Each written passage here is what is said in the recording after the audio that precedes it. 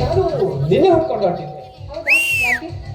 ಕಾಂಚನ, ನಿನ್ಗೆ ಒಂದ್ ವಿಷಯ ಹೇಳ್ಬೇಕಿತ್ತು. ಏನದು?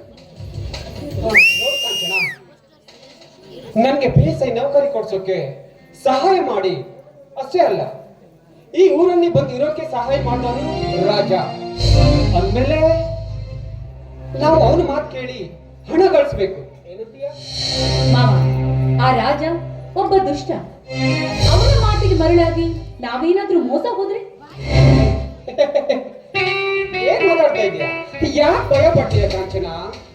ಮೋಸ ಎಂಬ 2 ಅಕ್ಷರದ ಮೇಲೆ ಕಲಿಕಾಲ ಮೆರೀತಾ ಇದೆ. ಮೇಲೆ ನೀನ್ ಯಾಕೆ ಭಯ ಪಡ್ಬೇಕು? ಭಯ ಪಡೋದಲ್ಲ, ಹೇಗೂ ಮುಂದೆ ನಿಮ್ಗೆ ನೌಕರಿ ಸಿಗುತ್ತೆ. ನೌಕರಿ ಸಿಕ್ಕಿ ಅಷ್ಟೇ ಸಾಕು, ನಾವಿಬ್ರು ಸಂತೋಷದಿಂದ ಇರ್ಬೋದಲ್ವೇ? ಏ no no no no no, ಏನಿದ್ರು ಬೇಕು ಬೇಕು ಅಂತ ಹೇಳ್ಬೇಕು. ಅಂದ್ರೆ ಮಾತ್ರ ಹಣ ಆಸ್ತಿ ಗಳಿಸೋಕೆ ಸಾಧ್ಯ. ನನ್ನ ಮಾತು ಕೇಳು. ಹೇಳಿ ಮಾವ, ಅದ್ಯಾವ ಮಾತು? ನಿಮ್ಮ ಆಸೆನ ಖಂಡಿತ ನಾನು ನೆರವೇರಿಸ್ತೀನಿ.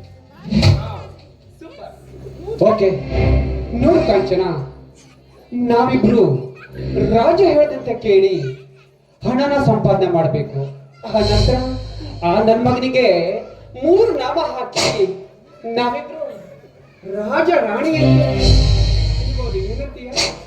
ಸರಿ ಮಾವ, ಎಂದಾದರೂ ನಿಮ್ಮ ಮಾತನ್ನ ನಾನು ಮೀರಿದ್ದೀನಿ. ಅವನು ಹೇಳಿದ ಹಾಗೆ ಎಲ್ಲ ಕೆಲಸವನ್ನ ಆದಷ್ಟು ಬೇಗ ಮುಗಿಸಿ ನಾವಿಬ್ರು ಹಾಯಾಗಿರೋಣ. ಖುಷಿಯಲ್ಲಿ ಏನ್ ಬೇಕು?